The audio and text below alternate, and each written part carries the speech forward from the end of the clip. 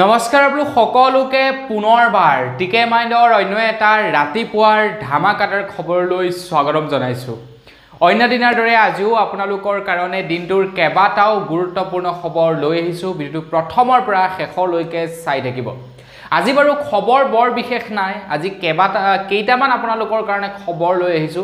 তো ভিডিঅ'টো বেছি দীঘলীয়া যেহেতু নহয়, শেষলৈকে আপোনালোকে চাব পাৰিব। অন্য দিনা মোৰ ভিডিঅ'বিলাক বহুত দীঘল হয়, যথেষ্ট দীঘল কৰোঁ আৰু খবৰ ঢেৰ থাকে। তো গোটেইবিলাক খবৰ সাঙুৰি আপোনালোকৰ কাৰণে একটা ভিডিঅ'তে দিব লগা হয়, তো সেইকাৰণে ভিডিঅ'টো অকণমান দীঘলীয়া হয়। আজি খবৰ যেহেতু বেছি নাই, তো ভিডিঅ'টো খুব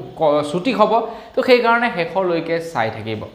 তো আগবাঢ়িছোঁ আজিৰ প্ৰথমটো খবৰ ফালে। প্ৰথমটো খবৰ ওলাইছে আমাৰ ভাৰতৰ বিদ্যালয়সমূহৰ ওপৰত।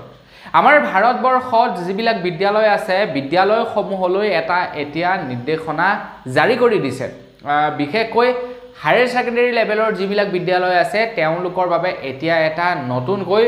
ৰুল বান্ধি দিছে। প্ৰত্যেকখন বিদ্যালয়ে এই নিয়মটো পালন কৰিব লাগিব। LP বা ME স্কুলবিলাকে পালন কৰিব নালাগে। যিবিলাক নেকি হায়াৰ ছেকেণ্ডেৰী লেভেলৰ বিদ্যালয় আছে, তো তেওঁলোকে এই নিয়মটো এতিয়াৰে পৰা পালন কৰিব লাগিব বুলি জনাইছে। তো কেন্দ্ৰ চৰকাৰৰ ফালৰ পৰা জনাইছে যে এতিয়াৰে পৰা বিদ্যালয়সমূহত যেতিয়া নেকি পৰীক্ষা হয় তেন্তে পৰীক্ষা হলত এতিয়াৰে পৰা চেনিটাৰী পেড, মানে যিটো ছোৱালীসকলে মাহেকীয়া হ'লে ইউজ কৰে, সেই চেনিটাৰী পেড এতিয়াৰে পৰা বিদ্যালয়সমূহত ৰাখিব লাগিব বুলি জনাইছে। কাৰণ যেতিয়া নেকি ধৰি লওক কোনো এগৰাকী ছাত্ৰীয়ে পৰীক্ষা হলত বহি থাকে,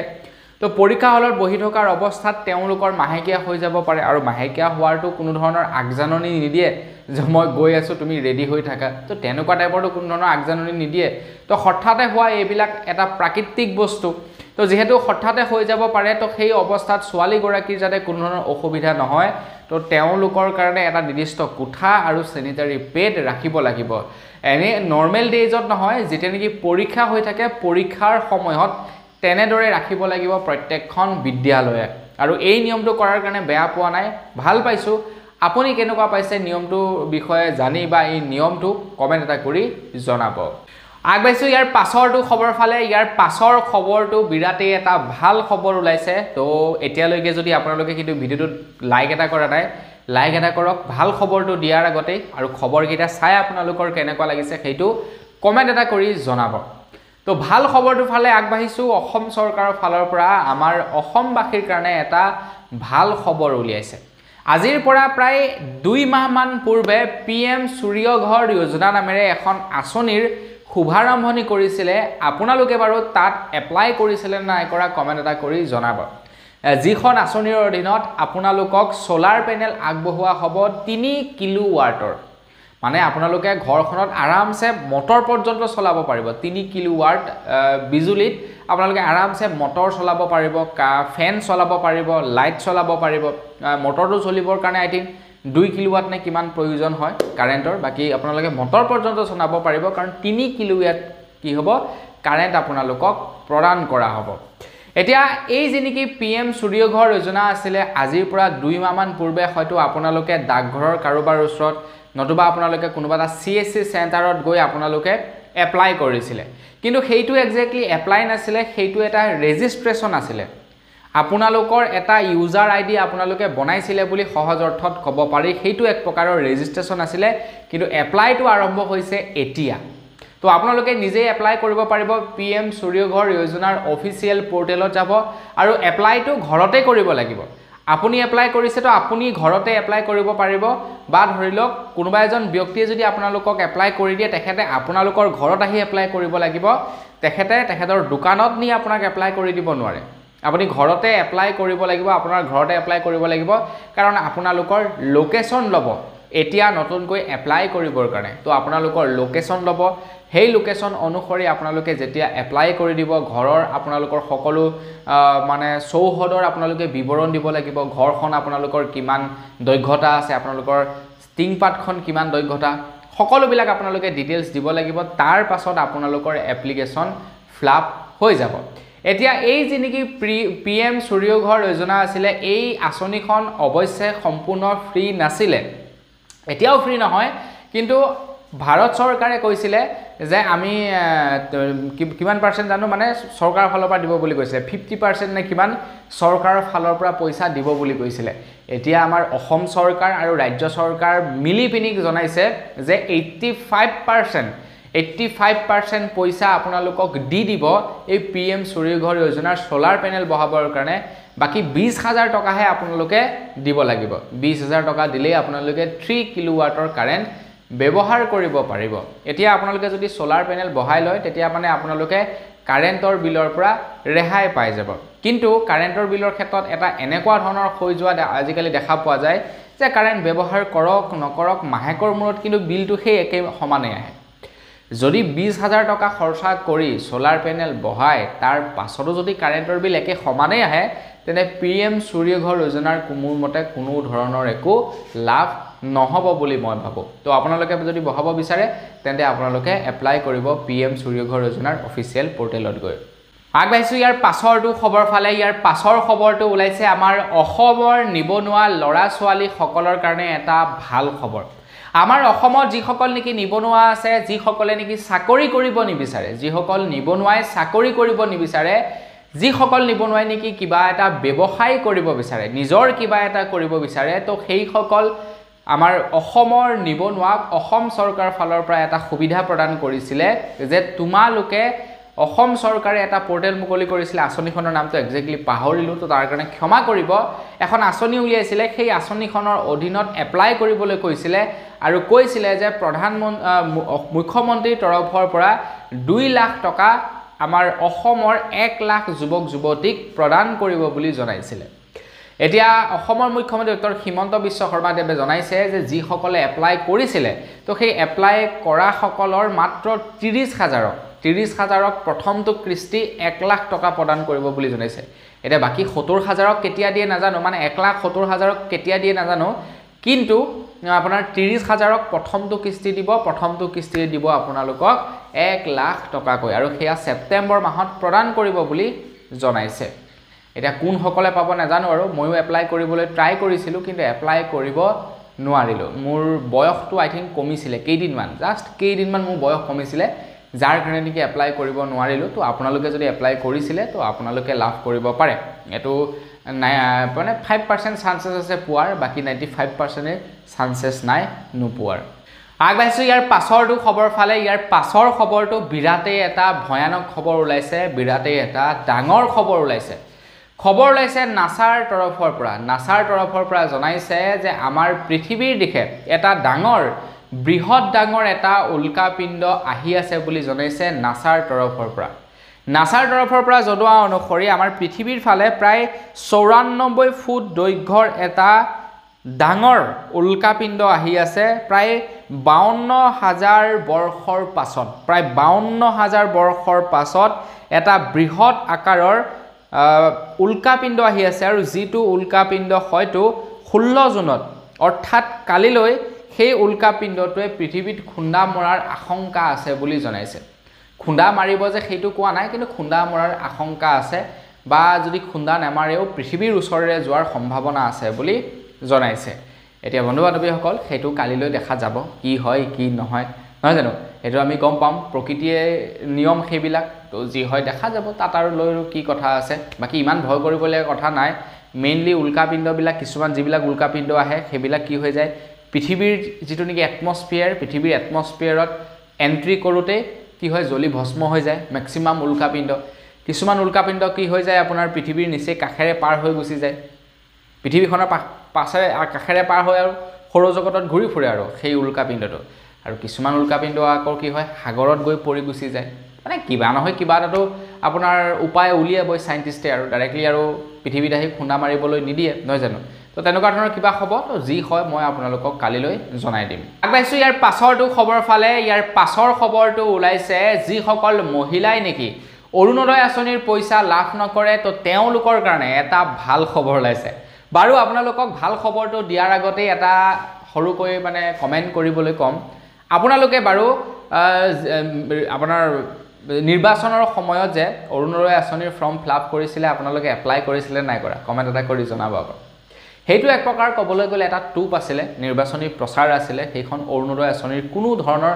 ফৰ্মেই আছে এতিয়াও আপোনালোকে যাব বিজেপিৰ কৰ্মকৰ্তাৰ ঘৰত তেনেকুৱা অৰুণোদয় আঁচনিৰ ফৰ্ম আপোনালোকে হাজাৰ হাজাৰখন দেখিব হাজাৰ হাজাৰ ফৰ্ম তেনেকৈ পৰি আছে সেইবিলাক একচুৱেলি চৰকাৰী আঁচনিৰ ফৰ্ম নাছিলে সেইটো এটা টুপ আছিলে আৰু যিটোৱে নেকি ভালদৰে কাম কৰিলে যিটোৱে মানুহৰ মাজত এটলিষ্ট ভালদৰে কাম কৰিলে আৰু বিজেপিয়ে চৰকাৰ গঠন কৰিলে এতিয়া বন্ধু বান্ধৱীসকল সেইবিলাক আঁচনিৰ কোনো ধৰণৰ ফৰ্ম নাছিলে যেতিয়া নেকি এনেকুৱা অৰুণোদয় আঁচনি কিবা আঁচনিৰ ফৰ্মবিলাক আহে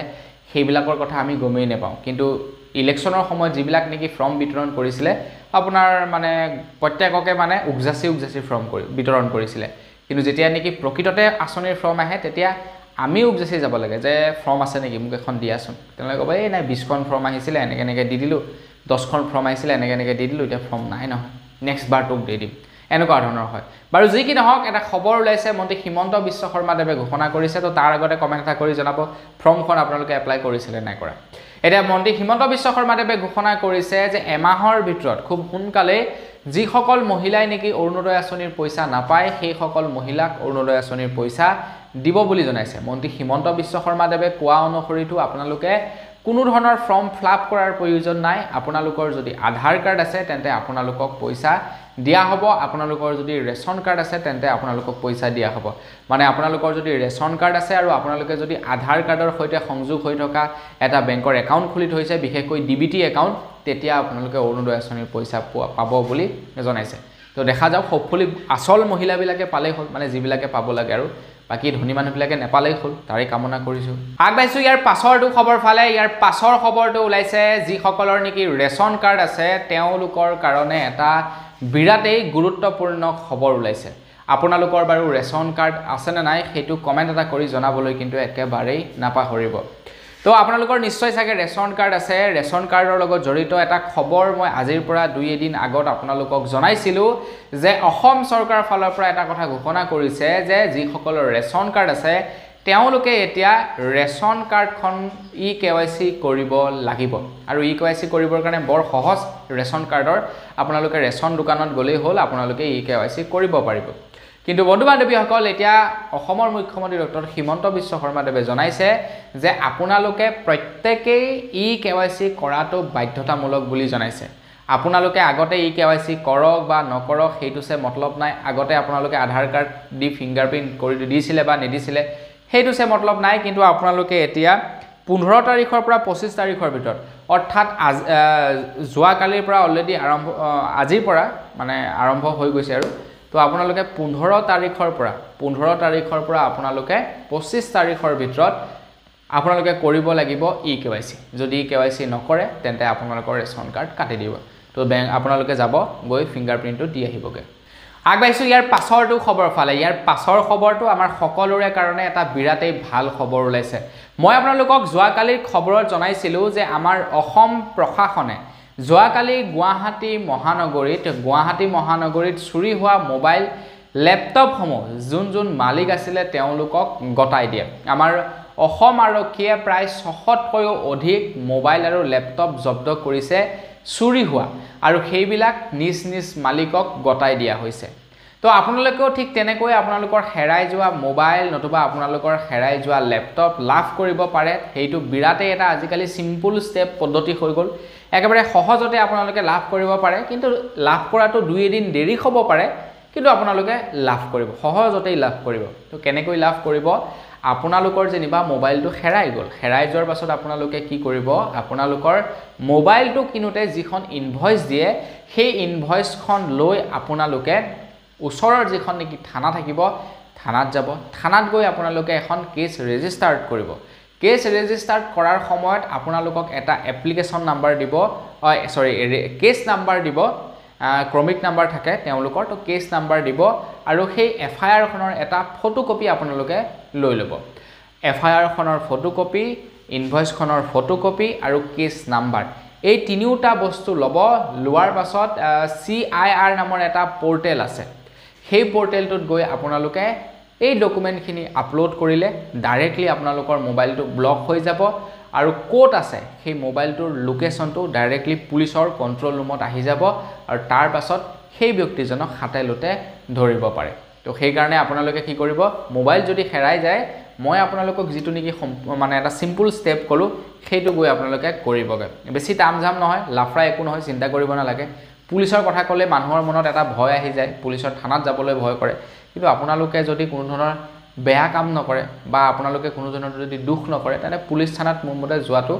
বৰ মানে ভয় কৰিবলগীয়া কথা নহয় হয় তো যাব আপোনালোকে কি কৰিব পাৰিব সহজতে আপোনালোকক মোবাইল ফোন বিলাক উলিয়াই দিব আৰু আজিকালিটো ভয় কৰিবলগীয়া আৰু একেবাৰে কথা নাই কাৰণ কি হৈ গল আজিকালি মতে হিমন্ত বিশ্ব শৰ্মা দেৱে যি সকলক চাকৰি দিছে ন তেওঁলোকক এক টকাও নোলোৱাকে তেওঁলোকক চাকৰি দিছে গতিকে যি বিলাকে চাকৰি পাইছে একদম দুখীয়া শ্ৰেণীৰ মানুহ বিলাকে পাইছে দুখীয়া ঘৰৰ মানুহে চাকৰি পাইছে তো এটলিষ্ট তেওঁলোকে মোৰ মতে বেয়া বিহেভ নকৰিব ভালে বিহেভ কৰিব গতিকে আপোনালোকে যাব পাৰে আগবাইছো ইয়াৰ পাছৰটো খবৰ ফালে আমাৰ অসমত পুনৰ কলেৰা আৰু ডায়েৰিয়া ৰোগৰ সংখ্যা বৃদ্ধি হোৱা দেখা পোৱা গৈছে এইটো এটা বিৰাট ডাঙৰ মহামাৰী কলেৰা মহামাৰী যোৱাকালিৰ খবৰটো মই আপোনালোকক জনাইছো এতিয়া মই যোৱাকালি খবৰত আপোনালোকক জনাইছিলো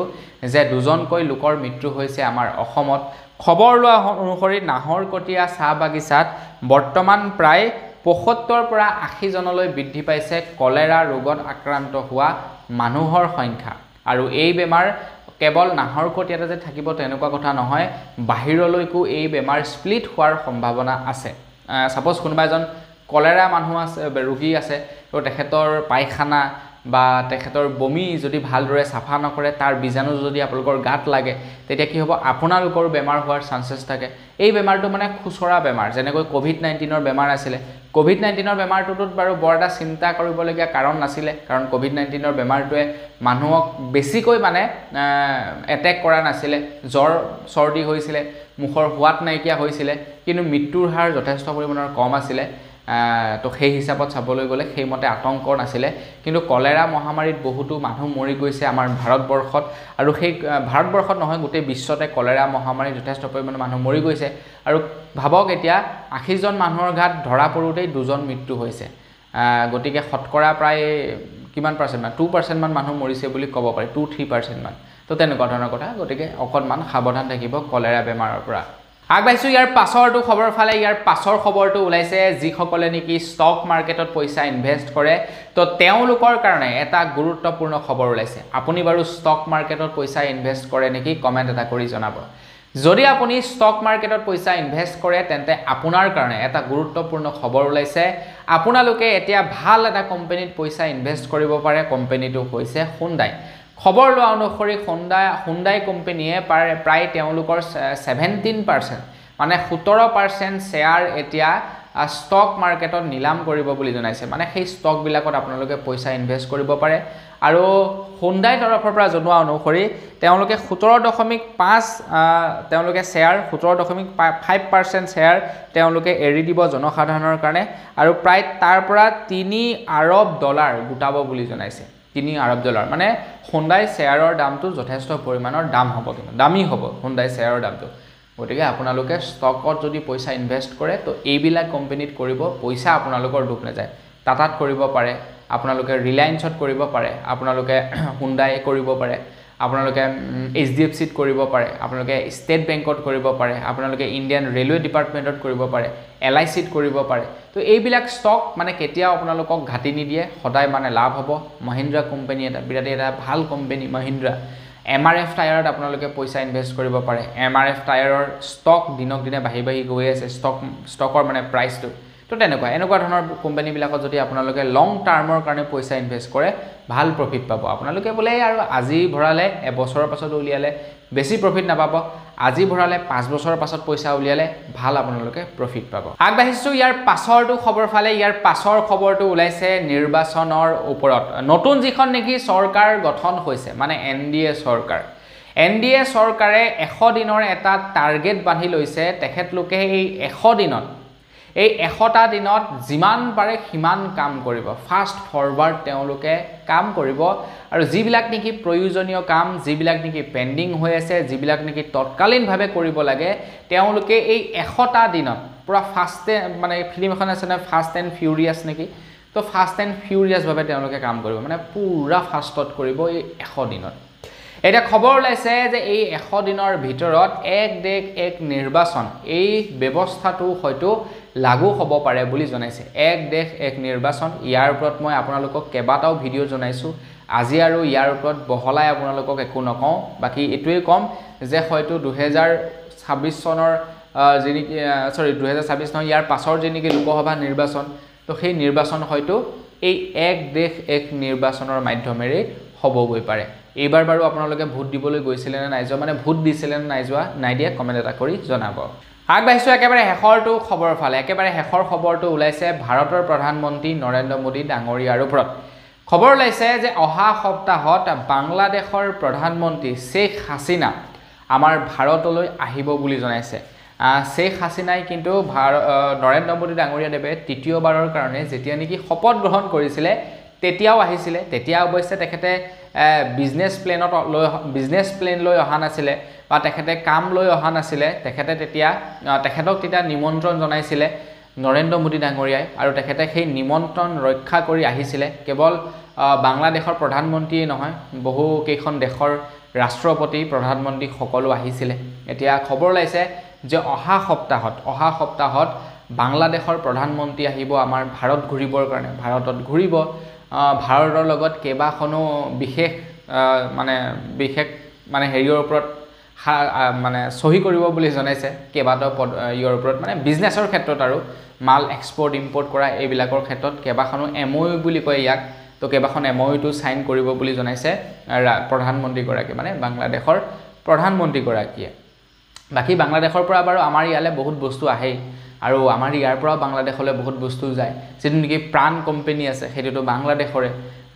যেটো নেকি বিছানা আমি যে সানা খাওঁ হেতু বাংলাদেশৰ কোম্পানী তাৰ লিচি যেটো প্ৰাণৰ লিচি হেতু বাংলাদেশৰ তাৰ পিছত আপোনাৰ ফেমিলি টোস্টা বুলি এটা বিস্কুট আছে যেটো নেকি ওপৰফালে ক্ৰীম লাগি থাকে চেনি লাগে কাটা বিস্কুটত হেতু আপোনাৰ বাংলাদেশৰে এনেকুৱা কেবাটাও বস্তু বাংলাদেশৰ সামগ্ৰী আমাৰ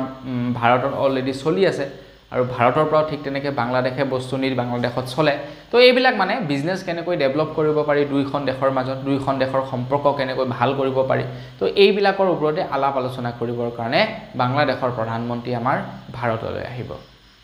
তো বন্ধু বান্ধৱীসকল বস আজিৰ ভিডিও জনাবলগীয়া খবৰ ইমান কেইটাই আছিল খবৰ কেইটা জানি কেনেকুৱা লাগিলে কমেন্ট এটা কৰি জনাব কৈছিলো আপোনালোকক প্ৰথমে আজি খবৰ বেছি নাই তো ভিডিওটো সম্পূৰ্ণকৈ চাব বুলি আশা ৰাখিছিলো তো যি কি নহওক এখিনলৈকে যদি চাইছে লাইক এটা কৰিব কমেন্ট এটা কৰি থৈ জনাই যাব ভিডিওটো চাই কেনেকুৱা লাগিলে পুনৰ এটা ভিডিও লগ পোৱাৰ আশা থাকিলে ভিডিও আমি কিছু ধন্যবাদ জয় অসম